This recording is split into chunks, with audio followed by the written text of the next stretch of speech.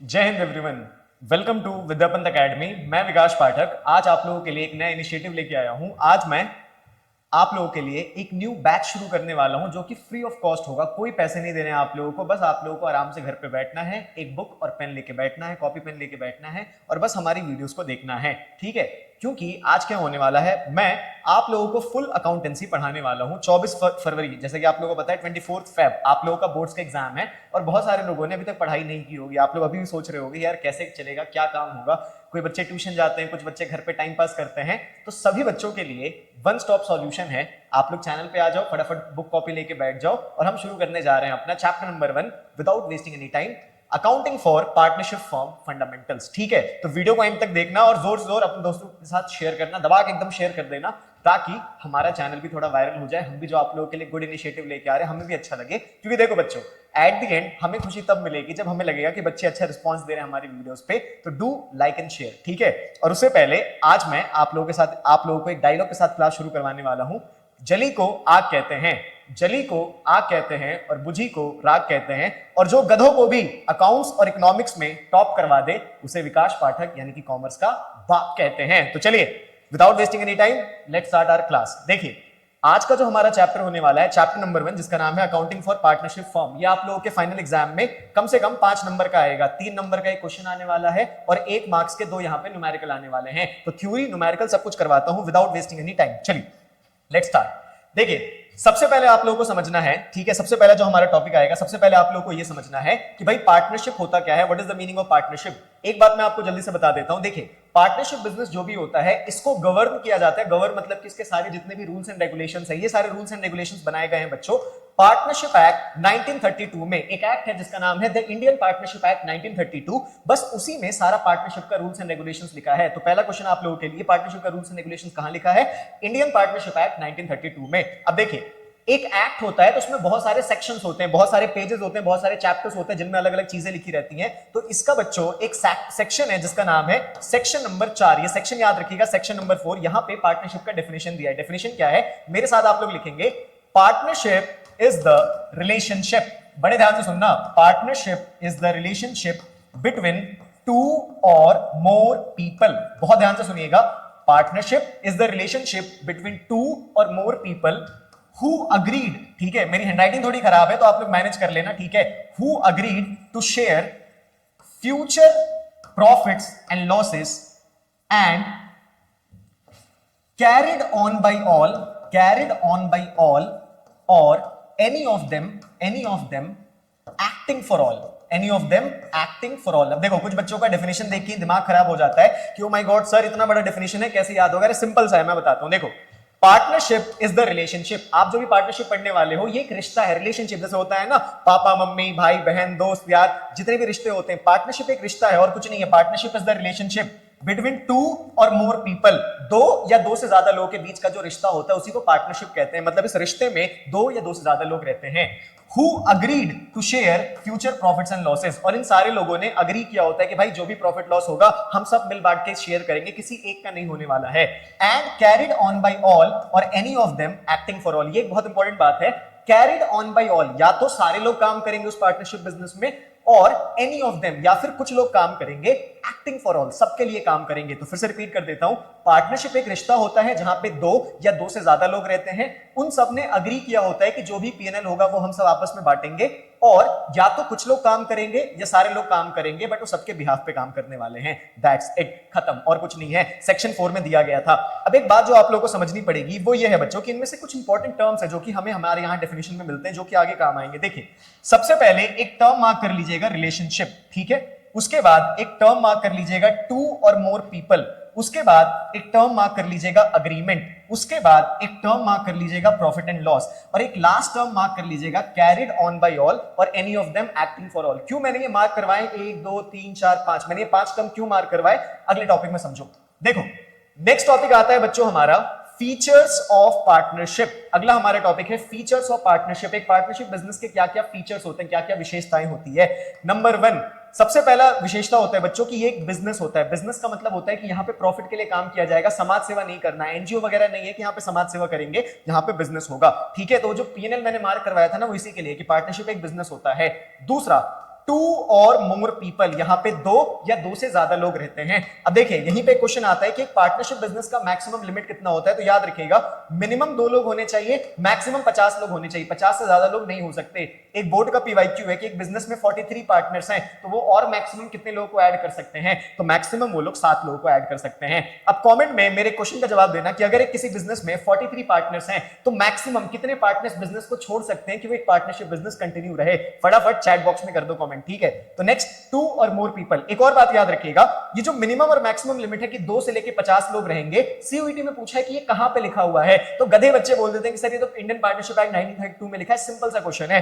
नहीं, 2 या मैक्सिमम 50 लोग रहेंगे, ये चीज लिखी हुई है बच्चों कंपनीज एक्ट 2013 में। एक एक्ट है जिसका नाम है कंपनीज एक्ट 2013, वहां पे लिखा है।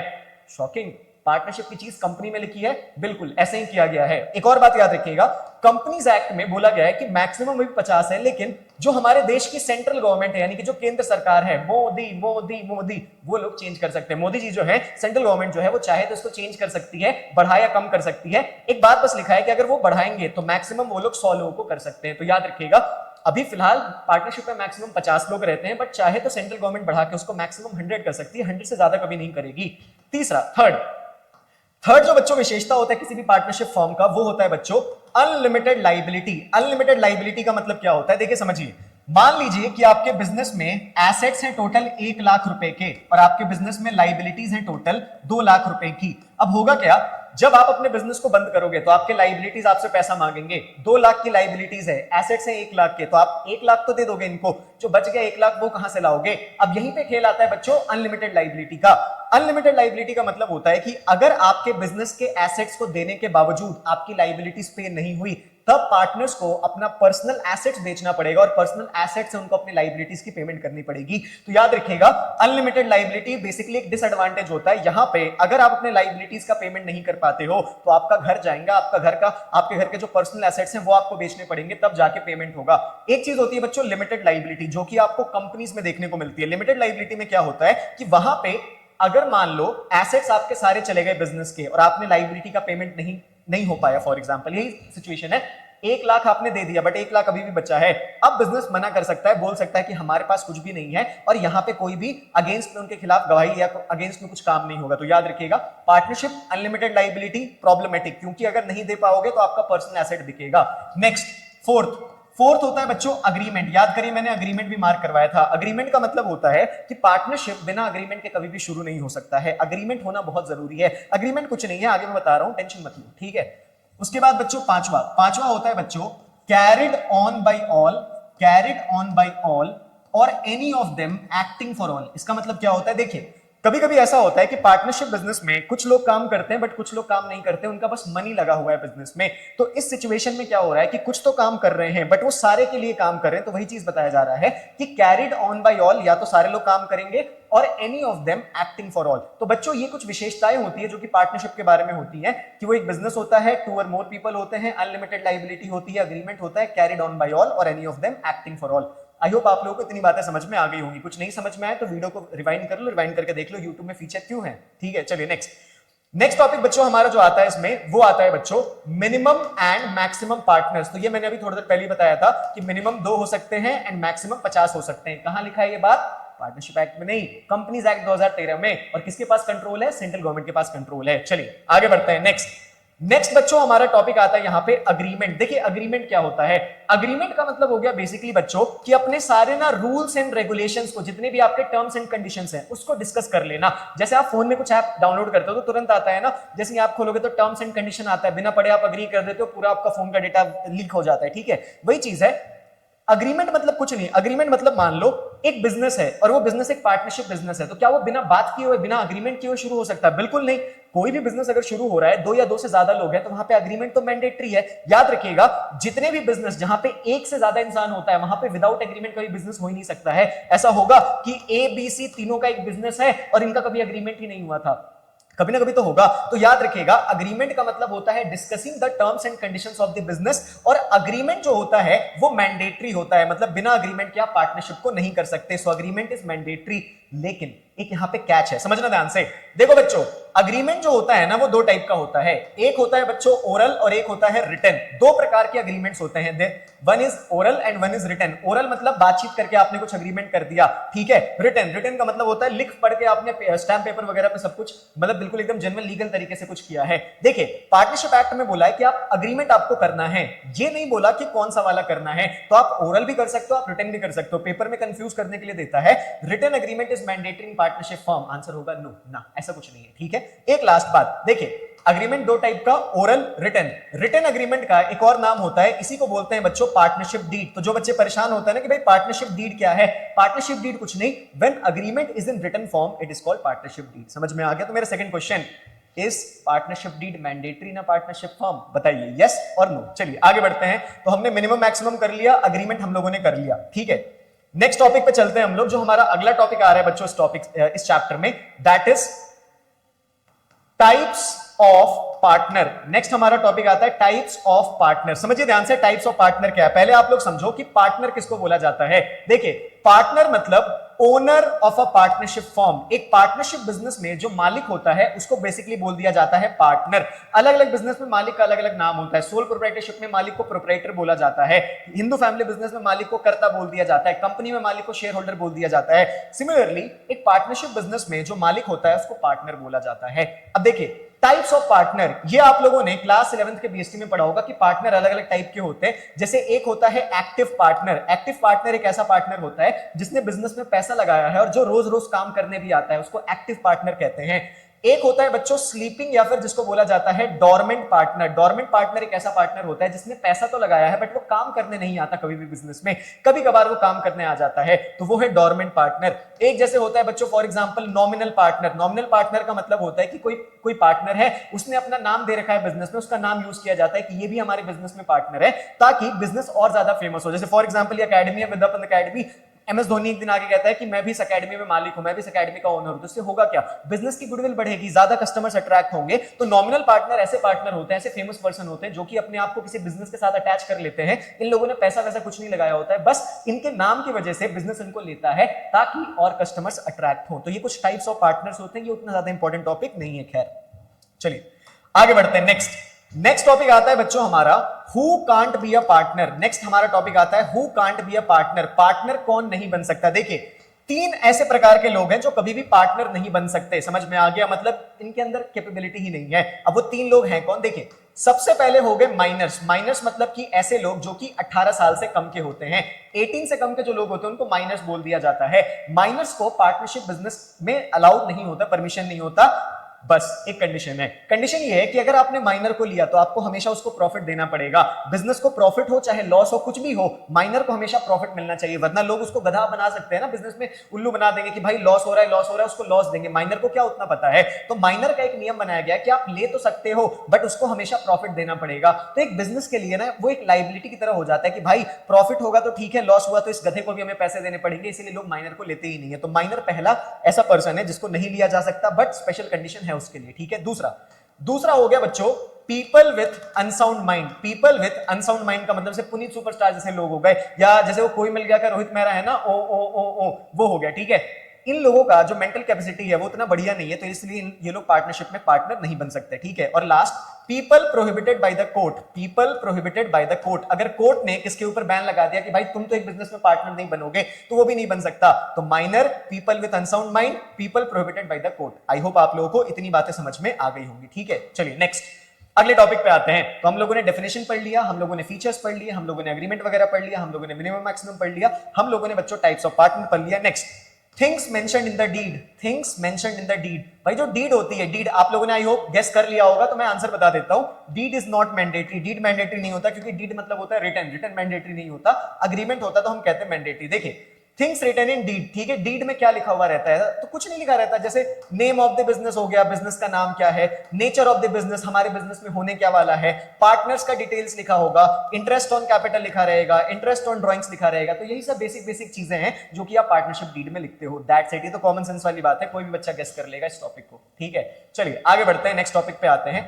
देखिए बच्चों, एक टॉपिक आता है जिसका नाम है ड्यूटीज ऑफ अ पार्टनर। ये टॉपिक जो है ना बच्चे इसको मिस कर देते हैं, बट सीयूईटी का ये बड़ा फेवरेट टॉपिक है, ये दे सकता है सीयूईटी अपने एग्जाम्स में। देखिए बच्चों, एक पार्टनरशिप, एक पार्टनर की कुछ ड्यूटीज होती है। क्या ड्यूटीज होती है? कुछ ड्यूटीज याद रखिएगा जो एक पार्टनर को नहीं करना है, मतलब जो एक पार्टनर को करना है और उसके अगेंस्ट नहीं जा सकता। देखिए समझिए, अगर पार्टनर ने बिजनेस का कोई पर्सनल बिजनेस का कोई एसेट यूज कर लिया, मान लो एक पार्टनर था, एक एग्जांपल ले लेते हैं, ए बी सी, तीन पार्टनर थे, इसमें से ए ने क्या किया, ए ने एक दिन बिजनेस का कोई एसेट मान लो 50,000 रुपए चुपके से गायब कर लिया, गायब करके उसे ड्रीम 11 पे टीम बना लिया और लकीली वो जीत भी गया। ठीक है, एक पार्टनर था, उसने बिजनेस के एसेट को चुपके से निकाला, उससे प्रॉफिट बना लिया, उससे पैसे कमा लिए। तो ये नियम कहता है कि अगर एक पार्टनर ने एसेट से प्रॉफिट करवा लिया है, बिजनेस का एसेट था और उससे प्रॉफिट करा लिया, तो ये प्रॉफिट उस बंदे को शेयर करना पड़ेगा, मतलब बाकी पार्टनर्स के बीच में बांटना पड़ेगा। So if a partner uses any business asset and gains profit, he or she must have to share that profit with the other partners. Next, देखिए अब जैसे फॉर एग्जांपल अभी तो उसने एसेट लेके प्रॉफिट बना लिया, अगर वो एसेट लेके लॉस बना ले तब क्या होगा? तो बच्चे कहते हैं कि सर अगर लॉस बना लेगा तो भी उसको शेयर करना पड़ेगा। The answer is no. अगर उसने कोई लॉस कर दिया तो उसको अकेले भरना पड़ेगा वो loss. If a partner makes any loss from business property, he or she have to bear the loss alone, उसको अलोन वो लॉस भरना पड़ेगा। तो अगर आपने प्रॉफिट किया तो शेयर करो, और अगर आपने लॉस किया तो आपको अकेले भरना पड़ेगा। Got it? चलिए आगे बढ़ते हैं। नेक्स्ट, एक लास्ट बात बच्चों ये है कि अगर कोई पार्टनर है, मान लो ए बी सी, तीन पार्टनर्स हैं और इन तीनों का ना केक का शॉप है। अब हुआ क्या, जो ए है ये थोड़ा सा सुबह में इसके पास खाली टाइम रहता है, इसने क्या किया, अपना एक दूसरा केक का शॉप फिर से शुरू कर लिया। मतलब ये बिजनेस में तो केक बेचता ही बेचता है, इसने एक अलग से भी केक का दुकान शुरू कर लिया। मान लो कि मैं दो तीन लोगों के साथ एक एकेडमी का मालिक हूं, और वो तो मालिक मैं हूं ही, मैंने एक साइड से एक और एकेडमी खोल ली। तो ये रूल कहता है कि अगर आप एक पार्टनरशिप में मालिक हो तो आप सेम टाइप का बिजनेस तभी करोगे जब उससे आपके प्रीवियस बिजनेस को कोई लॉस ना हो। अगर मान लो कि मैंने एक एकेडमी खोल ली, या मैं एकेडमी खोलना चाहता हूं, मैं खोल लूंगा, बट मुझे उस एरिया में नहीं खोलना एकेडमी जहां पे ऑलरेडी मेरी ये दूसरी एकेडमी है, मुझे दूसरे एरिया में खोलना पड़ेगा। वरना क्या होगा कि मेरे प्रीवियस बिजनेस के जो कस्टमर्स है वो मेरी तरफ तो अट्रैक्ट हो जाएंगे, तो मेरे तो बिजनेस को अल्टीमेटली लॉस हो जाएगा। तो याद रखिएगा, एक partner new business, same type का बिजनेस ओपन कर सकता है, लेकिन उससे उसके प्रीवियस बिजनेस में कोई लॉस नहीं आना चाहिए। तो ये पार्टनर्स के कुछ ड्यूटीज होती है जो उनको निभानी पड़ती है। लास्ट बच्चों हमारा जो यहां पे थ्योरेटिकल टॉपिक आता है, that is provisions of Indian partnership act. Provisions of Indian partnership act 1932। मतलब अब ये चीज क्या है समझना ध्यान से। देखो बच्चों, प्रोविजंस का मतलब क्या होता है? सी, हमने पढ़ा कि जो अग्रीमेंट होता है वो दो टाइप का होता है। अग्रीमेंट या तो ओरल हो सकता है या तो अग्रीमेंट रिटन हो सकता है। अब आप सभी लोगों को पता है कि सेफ क्या होगा, तो भाई रिटन एग्रीमेंट सेफ होगा। अगर आपने रिटन किया एग्रीमेंट तो बहुत सेफ है, लेकिन कभी कभी होता क्या है, पार्टनर्स ओरल एग्रीमेंट कर लेते हैं। अब देखिए होता क्या है, मैं आपको बताता हूं। सी, अगर कोई पार्टनरशिप बिजनेस में डिस्प्यूट हो गया, डिस्प्यूट मतलब लड़ाई झगड़ा मारा मारी हो गया पार्टनर्स के बीच में, अगर पार्टनर्स का रिटन एग्रीमेंट है तब तो कोई दिक्कत ही नहीं है, कोर्ट में जाएंगे, कोर्ट जो है वो फैसला रिटन एग्रीमेंट को ही पढ़ के सुनाती है। याद रखिएगा, इसलिए तो एग्रीमेंट बनाया गया है। If any dispute occurs between two partners or more partners, the court will give justice on the basis of the written agreement. अगर उनका written agreement है तो कोर्ट वही पढ़ के बताएगा जो written agreement में था। मान लो A, B, C तीनों हैं, इनका रेशियो डिसाइड हुआ था 1:2:3। तीनों लड़ाई झगड़ा करने लगे, कोर्ट में जाकर लड़ने लगे कि सर हमारा तो 1:1:1 डिसाइड हुआ था। कोर्ट बोलेगा एग्रीमेंट दिखाओ, एग्रीमेंट में अगर लिख दिया है 1, 2, 3 तो कोर्ट वही सुनाएगा 1, 2, 3। तो यहां पे तो कोई दिक्कत ही नहीं है। जब रिटन एग्रीमेंट होता है तब तो कोई प्रॉब्लम नहीं होता, बट जब डीड एब्सेंट होती है, डीड एब्सेंट का मतलब होता है कि जब ओरल एग्रीमेंट होता है, उस केस में क्या होगा, अगर इन तीनों की लड़ाई हो गई और इन्होंने कोई एग्रीमेंट नहीं किया था, इनका ओरल एग्रीमेंट था, तब कोर्ट किसकी बात मानेगा? तो इस कंडीशन के लिए बच्चों एक चीज बनाई गई है जिसको बोलते हैं provision of Indian partnership act 1932। अब देखिए इसमें क्या लिखा हुआ है। इस प्रोविजन में बच्चों टोटल 6 चीजें लिखी हुई हैं, और ये 6 की 6 बातें जो है ना बहुत इंपॉर्टेंट है। बिल्कुल मेरी बात एकदम पत्थर की लकीर जैसी लिख लो और इनको याद कर लेना। ये आपके पेपर में पक्का 1-2 क्वेश्चन तो बना ही रहे हैं, इवन की सीयूईटी में भी इनसे क्वेश्चन आता है। देखिए सबसे पहला बात, ऑल पार्टनर्स आर इक्वल। ठीक है, ऑल पार्टनर्स आर इक्वल। अगर पार्टनर्स का ओरल एग्रीमेंट है और लड़ रहे हैं कि सर मुझे इतना रेशियो मिलेगा, मुझे इतना रेशियो मिलेगा, मुझे इतना रेशियो मिलेगा, नथिंग, कुछ नहीं मिलने वाला आपको। सारे पार्टनर्स जो होंगे वो इक्वल होंगे, सबको एक बराबर का हिस्सा मिलेगा। मतलब अगर वो लड़ रहे हैं कि सर 2:2:5 का रेशियो होगा, 5:6:8 का रेशियो होगा, कुछ नहीं, सबको 1:1 का रेशियो मिलेगा। नेक्स्ट, अगर पार्टनर्स ने लड़ाई कर ली, पार्टनर्स के बीच में लड़ाई हो गया, तो IOC will not be given. देखिए एक चीज होती है बच्चों जिसको कहते हैं IOC, आगे पढ़ाऊंगा, interest on capital.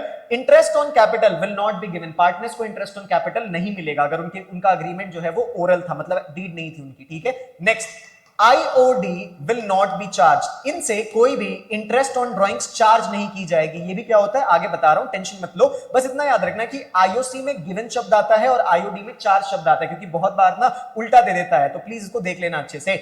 All partners are equal, IOC will not be given, IOD will not be charged. Next, no salary, commission, bonus, remuneration etcetera to the partners. देखिए अगर कोई पार्टनर रो रहा है कि सर मुझे सैलरी दे दो, बोनस दे दो, commission दे दो, रेमुनरेशन दे दो, कोर्ट बोलेगा कुछ नहीं, यू विल गेट नथिंग, आपको कुछ नहीं मिलने वाला। तो याद रखिएगा आईओसी नहीं, आईओडी नहीं, सैलरी, कमीशन वमीशन कुछ नहीं, और सारे लोग इक्वल होंगे। Fifth, new partner can only be admitted, new partner can only be admitted if all agree. ये बहुत इंपॉर्टेंट बात है, देखिए ये बच्चे मिस कर देते हैं। एक नया पार्टनर बिजनेस में तभी आ सकता है जब सारे पार्टनर्स अग्री करें। अगर एक बिजनेस में A B C D E 5 partners हैं और एक एफ नाम का पार्टनर आना चाहता है, पांचों को अग्री करना पड़ेगा। अगर किसी एक ने भी बोल दिया कि अरे नहीं वो तो मेरी चाची का बेटा, उसको मैं नहीं लूंगा अपने बिजनेस में, वो नहीं आ सकता। सारे पार्टनर्स जब अग्री करेंगे तभी कोई नया पार्टनर आएगा, याद रखिएगा। और एक लास्ट बात, सबसे हॉट बात, सबसे हॉटेस्ट टॉपिक, ठीक है, जो कि आपके पेपर में सबसे ज्यादा इंपॉर्टेंट है। देखिए इंटरेस्ट ऑन लोन, ये बहुत इंपॉर्टेंट बात है। Interest on loan given by the partner will be paid at the rate 6% per annum. ये सबसे हॉट टॉपिक है, सबसे इंपॉर्टेंट बात है। देखिए अगर किसी पार्टनर ने, मतलब एबीसी 3 पार्टनर्स थे, उसमें से किसी एक पार्टनर ने बिजनेस को लोन दे रखा है, पार्टनर लोन भी दे सकते हैं, अगर उनको कैपिटल लगाने का मन नहीं है तो वो लोन दे सकते हैं बिजनेस को। अगर किसी पार्टनर ने बिजनेस को लोन दे रखा है तो बिजनेस उस पार्टनर को 6% पर एनम के हिसाब से इंटरेस्ट पे करेगी। बस एक ही चीज है जो पेमेंट की बात है, यहां पे कंफ्यूज करने के लिए आपको कुछ और के साथ 6% दे सकते हैं, नहीं, इंटरेस्ट ऑन लोन सिर्फ इसी में होता है। तो याद रखिएगा। तो डिस्प्यूट बेसिकली सॉल्व कैसे होता है मैं आपको प्रैक्टिकल वे में बताता हूं। देखो अगर ए बी सी तीनों लड़ते लड़ते पहुंचे, कोर्ट ने बोला रिटर्न एग्रीमेंट है, उन्होंने बोला नहीं, तो कोर्ट बोलेगी ठीक है मैं प्रोविजन पढ़ रहा हूं, सुनो ध्यान से। कोर्ट बोलेगी क्या किसी ने लोन दिया है, ये बोलेगा हाँ सर मैंने लोन दिया था। कोर्ट बोलेगी ठीक है, प्रॉफिट में से क्या करो, प्रॉफिट में से पहले तो 6% उसको दे दो इंटरेस्ट ऑन लोन, जो भी उसका लोन है उसका 6% निकालो उसको दे दो, ठीक है। तो हमने प्रॉफिट में से सबसे पहले इंटरेस्ट ऑन लोन दे दिया, उसके बाद जो भी XYZ अमाउंट बचेगा उसको उनके बीच में इक्वली बांट दिया जाएगा, बोलेगा भागो यहां से, अब जाओ, अब तुम्हारा कोई काम नहीं है। तो सिंपल सा डीड में इतने, प्रोविजन में इतने लिखा हुआ है कि अगर आपका जो अग्रीमेंट है वो ओरल है तो सिर्फ इंटरेस्ट ऑन लोन मिलेगा 6% और उसके बाद जो भी प्रॉफिट बचेगा वो सारा इक्वली डिस्ट्रीब्यूट हो जाएगा। खत्म, थ्योरी इतनी थी, याद रखिएगा। एक और छोटी सी थ्योरी है जो मुझे याद आ गई, चार्ज वर्सेस एप्रोप्रिएशन। समझ लो ध्यान से, चार्ज और एप्रोप्रिएशन क्या होता है। देखो चार्ज मतलब क्या, मैंडेटरी एक्सपेंसेस, वो खर्चे जो एकदम मैंडेटरी है, मैंडेटरी एक्सपेंसेस को चार्ज बोल दिया जाता है। एप्रोप्रिएशन नॉन मैंडेटरी एक्सपेंसेस, जो एक्सपेंसेस मैंडेटरी नहीं होते उनको एप्रोप्रिएशन बोला जाता है। एग्जांपल, मान लो आपके घर की आर्थिक स्थिति बहुत ज्यादा खराब हो गई, क्या स्कूल का फीस देने से मना कर पाओगे? आंसर इज नो, देना पड़ेगा स्कूल का फीस, क्योंकि वो मैंडेटरी खर्चा है। तो स्कूल की फीस एक चार्ज है, चाहे कमाई हो चाहे कमाई ना हो, स्कूल का फीस देना पड़ेगा। लेकिन मान लो आप जिम जाते हो, बैल बुद्धि वाले हो, जिम जाते हो, सिर्फ दिन भर बच्चा जिम करता है, ठीक है। अगर आपके घर की आर्थिक स्थिति खराब हो गई तो क्या उस महीने भी आप घर से पैसा मांगोगे कि मम्मी जिम जाना है, पापा जिम जाना है, पैसे दे दो? नहीं। आपको खुद समझ में आएगा कि यार इस बार तो अभी घर में आर्थिक कंडीशन ठीक नहीं चल रही है, फाइनेंशियल कंडीशन ठीक नहीं चल रही, छोड़ दो, जिम नहीं जाएंगे इस महीने। तो जिम जाना एक एप्रोप्रिएशन होता है, समझ में आ गया? तो याद रखिएगा, चार्ज और एप्रोप्रिएशन इन दोनों में फर्क होता है। चार्ज जो होते हैं वो मैंडेटरी खर्चे होते हैं, वेयरएज एप्रोप्रिएशन जो होते हैं वो नॉन मैंडेटरी खर्चे होते हैं, ठीक है। अब मेरा एक क्वेश्चन है, आप लोग मुझे बताना, 14 फरवरी का जो खर्चा होने वाला है आप लोगों का, वो चार्ज है या एप्रोप्रिएशन है? Let's see in the comment box. चलिए आगे बढ़ते हैं, ठीक है। चार्ज जो होता है वो प्रॉफिट और लॉस दोनों ओकेजन में होता है, लेकिन एप्रोप्रिएशन जो होता है वो सिर्फ प्रॉफिट के ओकेजन में होता है। Very important point. Third, charge जो होता है इनको पीएनएल अकाउंट में दिखाया जाता है और डेबिट साइड में दिखाया जाता है। एक अकाउंट होता है प्रॉफिट एंड लॉस अकाउंट, जो 11th में आपने पढ़ा था, उसके डेबिट में दिखाया जाता है चार्जेस को। और एप्रोप्रिएशन को कहां दिखाया जाता है? तो इनके लिए एक अकाउंट बनता है पीएनएल एप्रोप्रिएशन अकाउंट, और इसके डेबिट में दिखाया जाता है। ये एप्रोप्रिएशन अकाउंट पढ़ाऊंगा मैं आप लोगों को आज की वीडियो में। चलिए next, last point, example. Charge के भाई क्या एग्जांपल है? जैसे कि सैलरी हो गया, रेंट हो गया, इलेक्ट्रिसिटी हो गया, मैनेजर से रिलेटेड कोई खर्चा हो गया, इंटरेस्ट ऑन लोन हो गया, तो ये सब बच्चों चार्जेस होते हैं, ठीक है। और एक बात याद रखिएगा, प्रोविजंस, अगर कोई प्रोविजन होता है तो वो भी एक चार्ज होता है। प्रोविजन एक हॉट टॉपिक है। अच्छा, एप्रोप्रिएशन में क्या? तो प्रोविजन का दूसरा भाई रिजर्व्स जो होते हैं वो एप्रोप्रिएशन होते हैं। और partner related expense, partner related अगर कोई भी एक्सपेंस होगा, जैसे आईओसी हो गया, सैलरी हो गया, कमीशन हो गया, ये हो गया आपके वर्कर्स का सैलरी वगैरह, मैं पार्टनर की बात कर रहा हूं, अगर पार्टनर्स का सैलरी वगैरह कुछ हो गया, कमीशन हो गया, आईओसी वगैरह हो गया, तो ये सब एप्रोप्रिएशन होते हैं। बस पार्टनर का जो हमने लोन पढ़ा था ना लास्ट वाला, वो एप्रोप्रिएशन नहीं होता, वो चार्ज होता है, क्योंकि वो मैंडेटरी होता है। इंटरेस्ट हमेशा एक मैंडेटरी खर्चा होता है। दैट्स इट, खत्म, थ्योरी खत्म है बच्चों। अब चलो हम लोग फटाफट न्यूमेरिकल टॉपिक शुरू करते हैं। देखिए बच्चों, सबसे पहला आपका न्यूमेरिकल आता है आईओसी, इंटरेस्ट ऑन कैपिटल। देखिए इंटरेस्ट ऑन कैपिटल क्या है। मान लो एक बिजनेस में दो पार्टनर थे, ठीक है, एक था ए, एक था बी, और इनके बिजनेस का नाम था ए बी चाय वाला, ठीक है, इनके बिजनेस का नाम था ए बी चाय वाला, ठीक है। दो लोग थे ए बी, इनके बिजनेस का नाम था ए बी चाय वाला।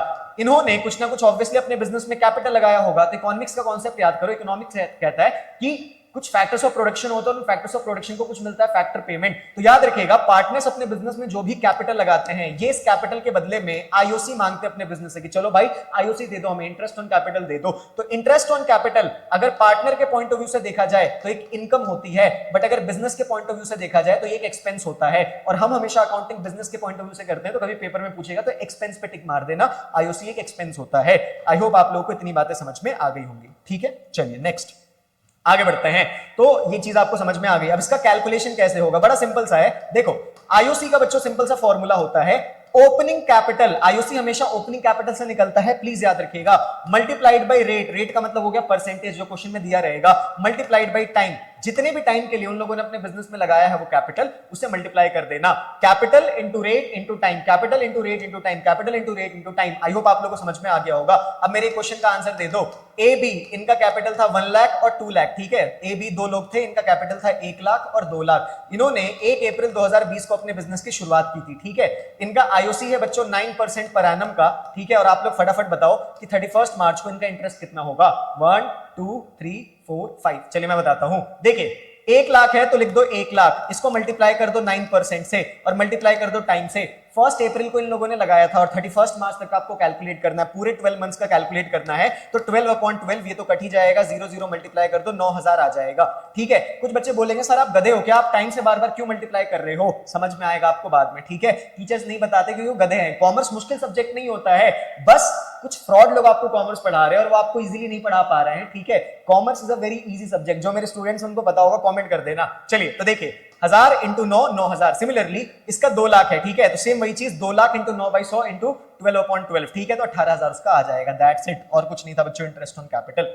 चलिए नेक्स्ट टॉपिक पे आते हैं। नेक्स्ट हमारा टॉपिक है बच्चों आईओडी, इंटरेस्ट ऑन ड्राइंग्स। अब ये क्या माजरा है इसको भी समझो ध्यान से। देखो मान लो एक पार्टनर था और ये उसका बिजनेस था, ठीक है। इसने क्या किया, इसने बिजनेस से ड्राइंग्स की, मतलब इसने बिजनेस से कोई चीज निकाल ली, ठीक है, कुछ भी हो सकता है, पैसा वैसा कुछ भी उसने निकाल लिया। अब होगा क्या, पार्टनर को इस ड्राइंग्स के बदले में इंटरेस्ट पे करना पड़ता है अपने बिजनेस को, क्योंकि देखिए सारे पार्टनर ड्राइंग्स नहीं करते, एक दो गधे होते हैं जो बार बार ड्राइंग्स करते रहते हैं, तो ये अच्छा चीज नहीं है ना। तो पार्टनर के इस बैड हैबिट को रोकने के लिए हम ड्राइंग्स के ऊपर इंटरेस्ट चार्ज करते हैं कि अगर तुम ड्राइंग्स करना चाहोगे कर सकते हो, बट तुम्हें इंटरेस्ट देना पड़ेगा। तो पार्टनर जब भी ड्राइंग्स करता है तो उसको ड्राइंग्स के बदले में इंटरेस्ट देना पड़ता है। तो पार्टनर के पॉइंट ऑफ व्यू से इंटरेस्ट ऑन ड्राइंग्स जो है वो एक एक्सपेंस होता है। लेकिन अगर बिजनेस के पॉइंट ऑफ व्यू से देखा जाए तो वो एक इनकम होता है। हम किसका पॉइंट ऑफ व्यू पढ़ते हैं, बिजनेस का, तो हम बोलेंगे इनकम होता है बिजनेस के लिए आईओडी। आई होप आप लोगों को इतनी कहानी समझ में आ गई होगी। अब देखो बच्चों नेक्स्ट, अब इसका आता है फॉर्मूला और ये बड़ा इंपॉर्टेंट है। देखो बच्चों ड्राइंग्स जो होती है ना, वो ध्यान से समझिएगा, ड्राइंग्स जो होती है वो दो टाइप की होती है। एक होता है रेगुलर ड्राइंग्स, रेगुलर का मतलब सॉरी ड्राइंग्स दो टाइप का होता है। एक होता है बच्चों इररेगुलर ड्राइंग्स और दूसरा होता है बच्चों रेगुलर ड्राइंग्स। मतलब देखिए अगर कोई पार्टनर कभी कभार पैसा निकाल लेता है, कभी उसने अचानक से एक दिन पैसा निकाल लिया, जैसे फॉर एग्जांपल ए ने 1 सितंबर 2019 को, ठीक है, ए ने 1 सितंबर 2019 को 50,000 रुपए की ड्राइंग्स कर ली, उसको कुछ काम लगा, उसने 50,000 रुपए निकाल लिए। आईओडी है 9% पर एनम का, ये 10% पर एनम का कुछ भी, और आपको 31 मार्च का उसका इंटरेस्ट बताना है। तो देखिए ये रेगुलर नहीं है, ये इररेगुलर, इसने कभी कभार ऐसे करके ड्राइंग्स कर लिया, उसने 1 सितंबर को कर लिया, तो वो इररेगुलर ड्राइंग्स होगा। अगर कभी आपको इररेगुलर ड्राइंग्स मिल जाए कि उसने कभी किसी दिन एक दिन निकाल लिया था पैसा, तो उसमें फॉर्मूला कैसे लगाओगे, वही आईओसी का जो फॉर्मूला है ना, वही फॉर्मूला आप यूज कर दोगे। बस यहां पे हो जाएगा IOD equals to drawings multiplied by rate multiplied by time. देखिए उसने 50,000 की ड्राइंग्स किए तो आप लिख दोगे 50,000। रेट था 9% तो आप लिख दोगे 9/100। और टाइम उसने 1 सितंबर को किया। टाइम कैलकुलेट होता है उस दिन से जिस दिन से आपने किया है 31 मार्च तक। सितंबर में किया, सितंबर, अक्टूबर, नवंबर, दिसंबर, जैन, फेब, मार्च, 7 महीने का, तो आप 7/12 से मल्टीप्लाई कर दोगे, इसको सॉल्व कर दोगे, आपका आंसर आ जाएगा। So when the drawings is irregular, आप नॉर्मली वही आईओसी का फॉर्मूला लगा देते हो, सॉल्व कर देते हो, आपका आंसर आ जाता है। लेकिन दिक्कत क्या है, जिनको नहीं समझ में आएगा एक बार फिर से रिवाइंड करके देख लेना, कोई दिक्कत नहीं है। नेक्स्ट, अब दिक्कत कहां आता है? दिक्कत आता है बच्चों कि अगर कोई पार्टनर रेगुलर ड्राइंग्स कर रहा है तब क्या होगा। जैसे वो कह देगा ए ये ड्राइंग्स करता था 2000 का और लिख देगा पर मंथ, हर महीने ये ड्राइंग्स करता था, मतलब हर महीने जब भी कोई महीना शुरू होता था तो वो ड्राइंग्स कर लेता था बिजनेस में से।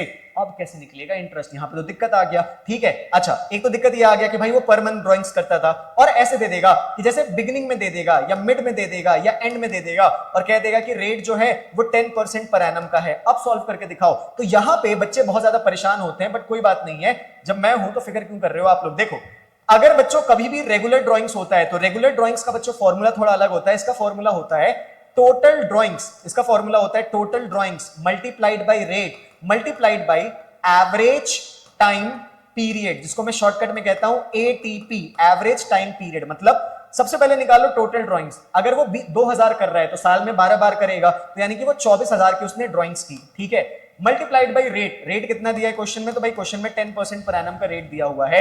Multiplied by ATP, average time period. ATP क्या होता है? एटीपी मतलब नॉर्मल, ये नहीं कि आप टाइम से मल्टीप्लाई कर दोगे तो आ जाएगा, नहीं। एटीपी निकालने का फॉर्मूला होता है बच्चों time after first drawings plus time after last drawings divided by 2। First drawings के बाद कितने महीने का टाइम लगेगा, लास्ट ड्राइंग्स के बाद कितने महीने का टाइम लगेगा, अपॉन में 2। सर अभी भी समझ में नहीं आ रहा है, वेट समझा रहा हूं, टेंशन क्यों कर रहे हो आप लोग। देखो, मान लो एक पार्टनर है और वो पार्टनर क्या करता है, हर महीने की बिगिनिंग में ड्राइंग्स करता है, मतलब हर महीने के स्टार्टिंग में ड्राइंग्स करता है। तो मतलब वो पहली बार करेगा 1 अप्रैल को, दूसरी बार करेगा 1 मई को, तीसरी बार करेगा 1 जून को, डॉट डॉट डॉट ऐसे करते करते लास्ट टाइम वो 1 मार्च को करेगा, क्योंकि 1 अप्रैल को तो करेगा नहीं, क्योंकि फिर नया साल शुरू हो जाएगा। तो मतलब 1 अप्रैल से वो ड्राइंग्स करता है और हर महीने की पहली तारीख को करता है। सो time after first drawings, first drawings के बाद कितने महीने का इंटरेस्ट लगेगा? तो भाई फर्स्ट ड्राइंग्स के बाद 12 महीने का इंटरेस्ट लगेगा, plus time after last, last तो उसने मार्च में किया तो मार्च के बाद तो 1 महीने का समय लगेगा। तो आप लिख दोगे 12 + 1 डिवाइडेड बाई 2, ये हो जाएगा 13/2, यानी कि हो जाएगा 6.5।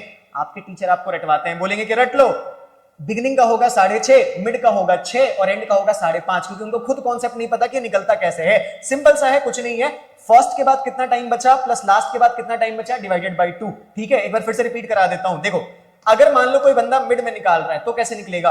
पहली बार निकालेगा 15 अप्रैल को, दूसरी बार निकालेगा 15 मई को, तीसरी बार निकालेगा 15 जून को, डॉट डॉट डॉट 15 मार्च, लास्ट टाइम निकालेगा 15 मार्च को। तो अप्रैल के बाद बनेगा बच्चों आप लोगों का 11.5 महीने का समय, और मार्च के बाद बनेगा बच्चों आपके आधे महीने का समय। तो 11.5 और आधा ये हो जाता है 12, 12 को अगर 2 से डिवाइड कर दोगे तो ये आ जाएगा 6। आई होप आप लोगों को समझ में आ गया होगा।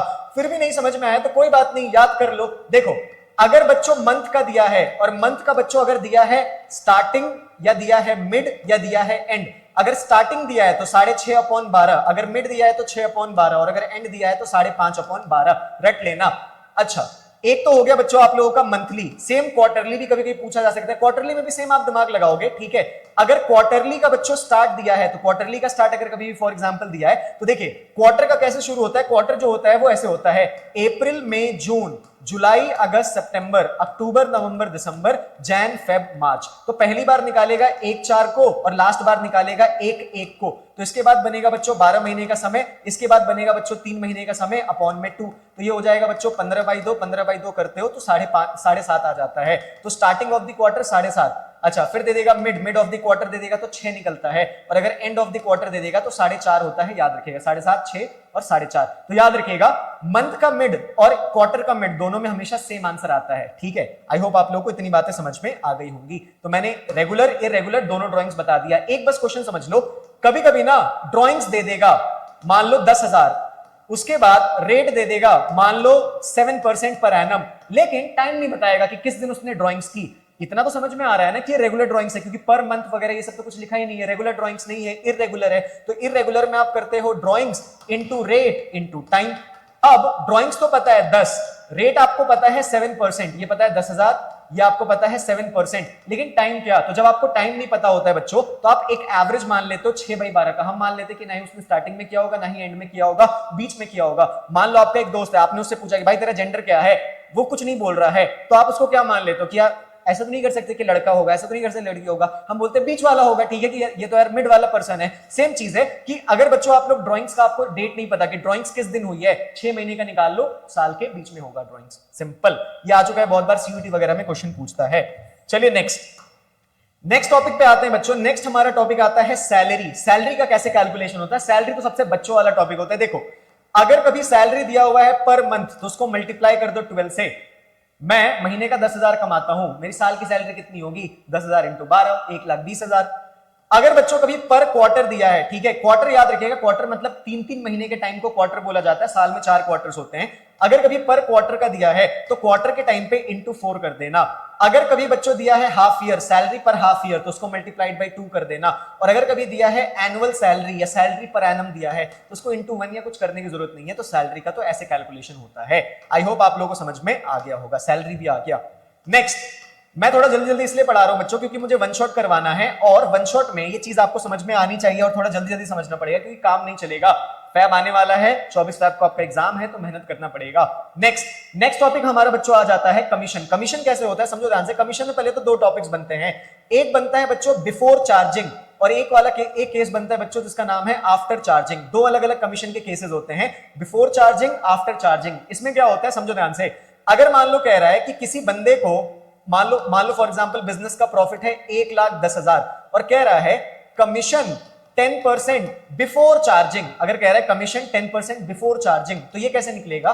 सीधा सीधा 1,10,000 को मल्टीप्लाई कर दो 10/100 से, तो ये कट जाएगा, तो 11,000 आ जाएगा। मतलब बिफोर चार्जिंग में नॉर्मली जैसे आप कैलकुलेशन करते हो वैसे ही कर दोगे।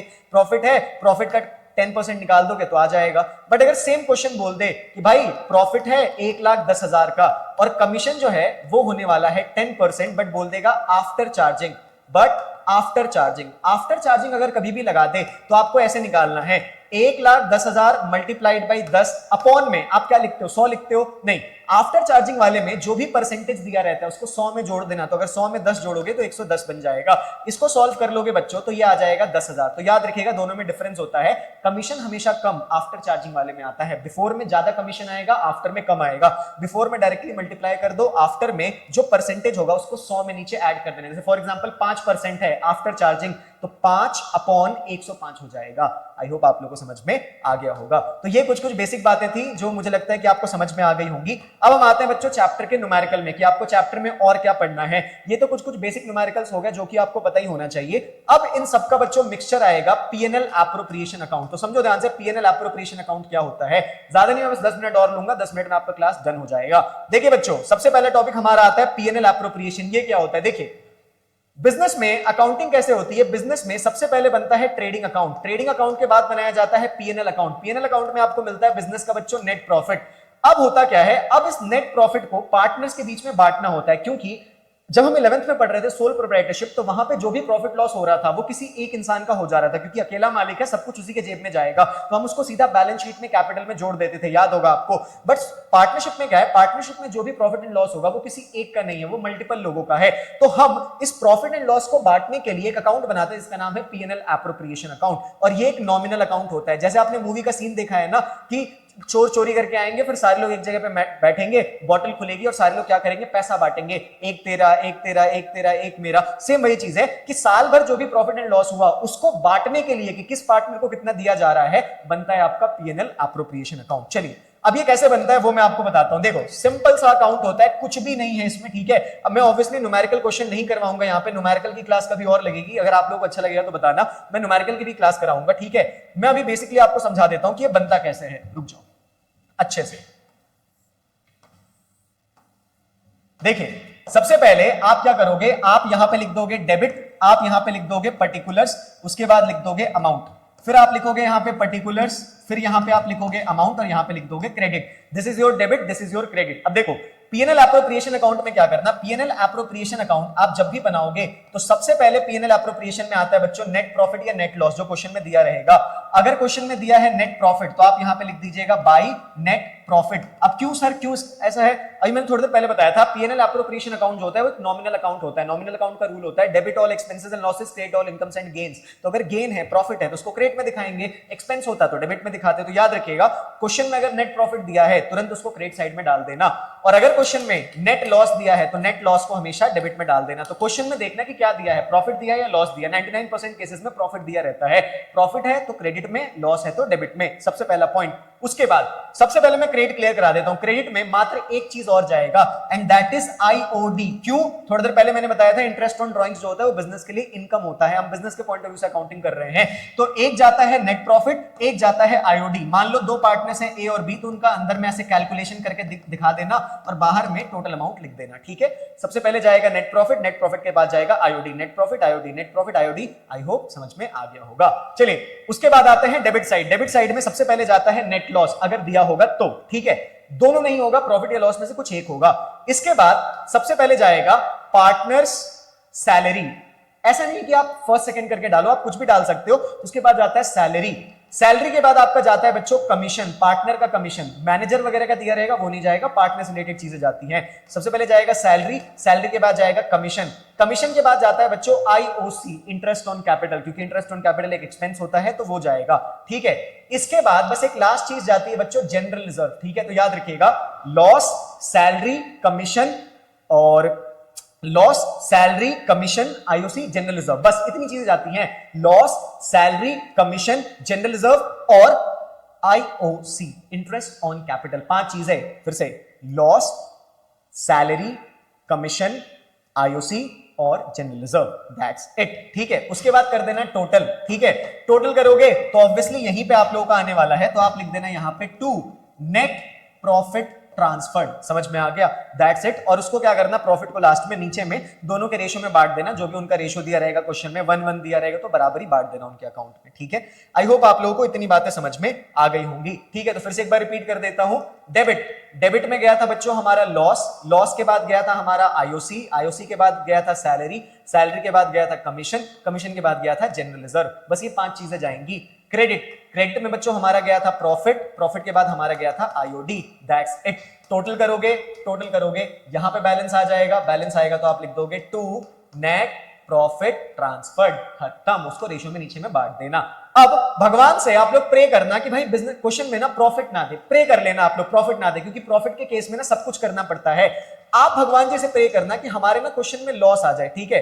अगर लॉस बच्चों आ जाएगा फॉर एग्जांपल आपके क्वेश्चन में, तो क्वेश्चन बहुत जल्दी बन जाएगा। कैसे? देखो, अगर लॉस आ जाएगा तो लॉस को आप क्या करते हो, लॉस को आप हमेशा डेबिट में डालते हो, तो आप डेबिट में लिख देना 2 नेट लॉस, लॉस दिया रहेगा डेबिट में डाल देना 2 नेट लॉस। उसके बाद सिर्फ एक चीज डालना, मैंने अभी थोड़ी देर पहले बताया था, एप्रोप्रिएशन जितने भी होते हैं वो सिर्फ प्रॉफिट के टाइम पे किए जाते हैं, लॉस पे नहीं किए जाते। अगर कभी क्वेश्चन में लॉस दिया रहेगा तो लॉस को डेबिट में डाल देना, और उसके बाद क्रेडिट में बस एक चीज और डाल देना, आईओडी, जो भी आईओडी होगा वो डाल देना, और बस आप कर देना बच्चों टोटल, क्योंकि लॉस के केस में मात्र एक ही चीज जाएगा, आईओडी। लॉस के टाइम पे ना जितने भी वो 5 चीजें थी ना वो नहीं जाएंगे, सिर्फ एक ही चीज जाएगा, आईओडी। तो भगवान जी से प्रे कर लेना लॉस आ जाए पेपर में, प्रॉफिट आएगा सब कुछ करना पड़ेगा, लॉस आएगा तो बस आईओडी करना है और कुछ नहीं करना। चलिए एक चीज और मैं आपको बता देता हूं। देखो, मान लो आप लोगों ने एक पीएनएल एप्रोप्रिएशन बनाया, ठीक है। मान लेते हैं कि आप लोगों ने एक पीएनएल एप्रोप्रिएशन अकाउंट बनाया। अकाउंट वगैरह जब आपने बना लिया तो आपने देखा कि प्रॉफिट जो था ना वो 1 लाख रुपए था, लेकिन जब हमने एप्रोप्रिएशन बनाया तो एप्रोप्रिएशन थोड़ा ज्यादा ही अमाउंट का आ रहा है। मान लो सब कुछ करने के बाद ना एप्रोप्रिएशन बहुत ज्यादा अमाउंट का निकल रहा है। जब आपने कैलकुलेट किया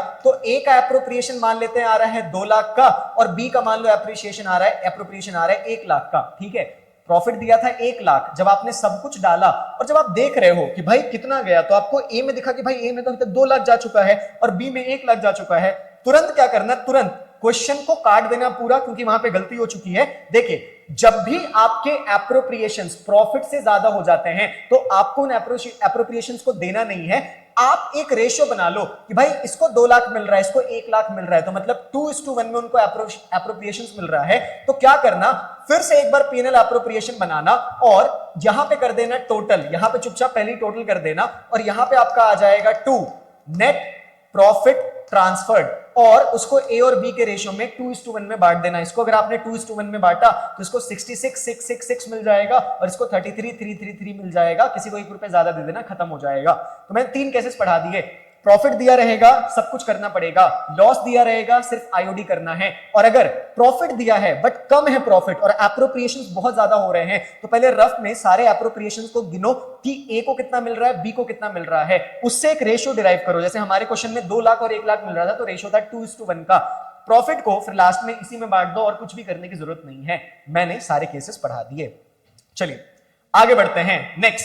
नेक्स्ट बच्चों जो हमारा टॉपिक आता है दैट इज गारंटी। गारंटी बड़ा हॉट टॉपिक होता है, गारंटी भी आ जाता है बहुत बार पेपर में। तो चलिए समझते हैं गारंटी क्या होता है। देखिए बच्चों, गारंटी का मतलब होता है कि किसी पार्टनर को मिनिमम प्रॉफिट का गारंटी दे देना कि तुम्हें तो मिनिमम इतने पैसे मिलेंगे ही मिलेंगे। देखिए गारंटी 2 टाइप की होती है, एक होता है बच्चों बाय अ पार्टनर और एक होता है बच्चों बाय द फर्म। ठीक है, बाय अ पार्टनर का मतलब होता है कि सिर्फ एक पार्टनर रिस्पॉन्सिबल है गारंटी के लिए। बाय द फर्म का मतलब होता है कि सारे लोग रिस्पॉन्सिबल है गारंटी के लिए। एग्जाम्पल, मान लो ए बी सी 3 पार्टनर्स थे, इनका रेशियो था 1:1:1। ठीक है, और हुआ क्या, ए ने गारंटी दे दिया सी को कि तुझे तो मिलेगा भाई 40,000, टेंशन मत ले।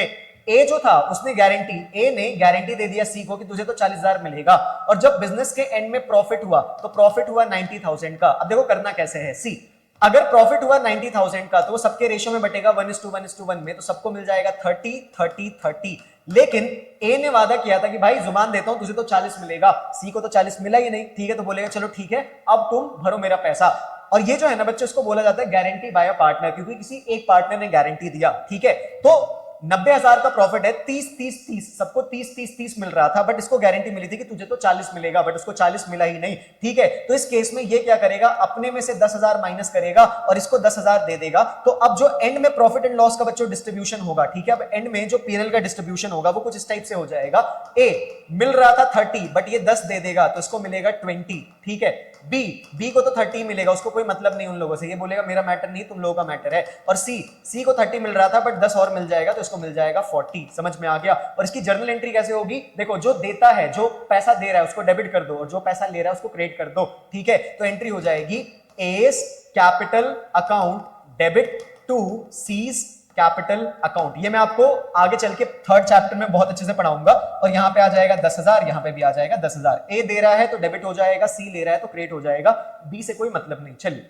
अब मान लेते हैं कि इसी क्वेश्चन को एक और यहां पे एग्जांपल बना लेते हैं। ठीक है, ए बी सी 3 पार्टनर्स थे, इनका रेशियो था 1:1:1। ठीक है, इनके बिजनेस में लेट से प्रॉफिट हुआ है 90,000 का। ठीक है, और इस बार ए और बी दोनों ने गारंटी दिया, या फिर ऐसे करके लिख देगा कि फर्म ने गारंटी दिया सी को कि भाई तुझे तो मिल जाएगा 40,000। अब देखिए ऐसे केस में क्या होगा, 90,000 है तो जब वो तीनों के बीच में बटेगा तो 30-30-30 बट जाएगा। लेकिन सी को बोला गया है कि तुम्हें तो 40 मिलने वाला है, और यहां पे जो गारंटी वो किसी एक पार्टनर ने नहीं दी, वो फर्म ने दी है। फर्म का मतलब हो गया सी को छोड़ के ये दोनों जो बच गए ना, दोनों बंदों ने दिया। तो अब जो डेफिशिएंसी आएगा वो ये दोनों भरेंगे, क्योंकि किसी एक का यहाँ पे बात नहीं था, यहाँ पे दोनों लोगों की जुबान थी। तो देखिए इसको कमी कितने का आया, इसको मिलना था 40 बट मिला है सिर्फ 30, तो 10 का यहाँ पे डेफिशिएंसी है। अब ये 10,000 ए और बी अपने रेशियो में देंगे, और ए और बी का रेशियो क्या है देख लो, 1:1 का रेशियो है। तो ये ए और बी जो है ना वो 10,000 1:1 के फॉर्म में देंगे, यानी कि ये भी 5 दे देगा और ये भी 5 देगा। 10,000 को अगर आप 1:1 में बांटोगे तो 5-5 आ जाएगा। तो पता है क्या होगा यहाँ पे अल्टीमेटली, ए जिसको 30 मिला था वो 5 दे देगा तो उसके पास 25 बच जाएंगे।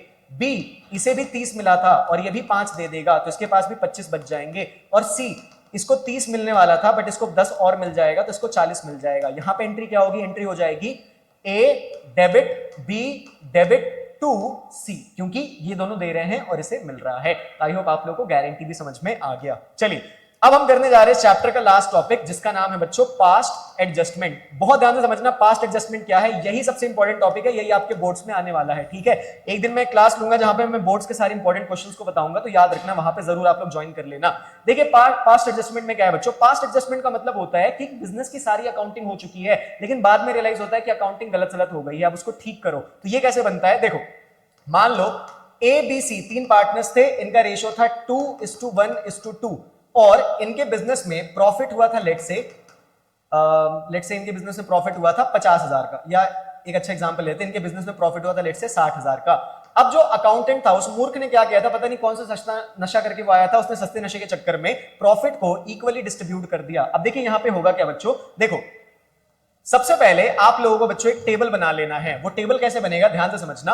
आप लोग सबसे पहले लिखोगे बच्चों पर्टिकुलर्स, उसके बाद जितने भी पार्टनर हैं उनके लिए कॉलम ए बी सी और एक एक्स्ट्रा कॉलम बनेगा जिसका नाम होगा फर्म। अब इन लोगों को भी आधा आधा बांट देना, ठीक है, और यहां पे लिख देना डेबिट, यहां पे लिख देना क्रेडिट, यहां पे डेबिट, यहां पे क्रेडिट, यहां पे डेबिट, यहां पे क्रेडिट, यहां पे डेबिट, यहां पे क्रेडिट, ठीक है। अब देखिए कैसे इसको ठीक करोगे। प्रॉफिट बटना चाहिए था 2:1:2 में, बट आपने प्रॉफिट को बांट दिया है इक्वली, यानी कि 1:1:1 में। पहले क्या करो, पहले जो आपने गलत बांटा उसको लो। मान लो आपको किसी को 50 देना था, गलती से आपने 100 दे दिया, तो पहले बोलो अरे पैसे लाओ पैसे लाओ पैसे लाओ, ठीक है, हमने 100 दे दिया, पहले वो पैसे दो। तो आप बोलोगे रॉन्ग प्रॉफिट डेबिटेड। सबसे पहले आप रॉन्ग प्रॉफिट को डेबिट करोगे। अच्छा, रॉन्ग प्रॉफिट आपने कितना बांट दिया, इक्वली, यानी कि 20-20-20 बांटा। इसमें भी 20 डेबिट कर दो, इसमें भी 20 डेबिट कर दो, इसमें भी 20 डेबिट कर दो, और तीनों में जो करोगे फर्म में उसका अपोजिट होगा, यानी कि फर्म में 60 क्रेडिट हो जाएगा। हमने पार्टनर तीनों में डेबिट डेबिट डेबिट किया, तो फर्म में वो पैसा क्रेडिट हो जाएगा। अब आप क्या करोगे, अब आप राइट प्रॉफिट को क्रेडिट करोगे। अब आप लिखोगे राइट प्रॉफिट क्रेडिटेड, ठीक है। 60,000 जो है वो राइटली बटने चाहिए 2:1:2 में, तो जब इसको बांटोगे तो ये आ जाएगा बच्चों 24,000, 12,000, 24,000। तो इसमें क्रेडिट कर दो 24, इसमें क्रेडिट कर दो 12 और इसमें क्रेडिट कर दो 24, और फॉर्म में मैंने बताया उल्टा हो जाएगा 60,000 डेबिट। लास्ट में आप टोटल कैलकुलेट कर लो। टोटल कैलकुलेट करोगे तो यहां पे 4 का क्रेडिट आएगा, यहां पे 8 का डेबिट आएगा, यहां पे 4 का क्रेडिट आएगा, और यहां पे 0 आ जाएगा। बस यही आपकी जर्नल एंट्री होगी, A debit, C debit, to B. समझ में आ गया? तो ऐसे करके आपका पहला चैप्टर बच्चों कंप्लीट हो गया। आई होप आप लोगों को समझ में आ गया होगा, ठीक है। चैनल को लाइक कर दो, सब्सक्राइब कर दो, अपने दोस्तों के साथ शेयर कर दो। पूरे ऑल इंडिया के कॉमर्स के बच्चे विकास पाठक और विद्यापंत एकेडमी से ही कॉमर्स देखने चाहिए। Thank you so much. अगली वीडियोस का आप लोग वेट करना, इसी चैनल पे आप लोगों को नेक्स्ट वीडियोस मिलेंगी। Thank you.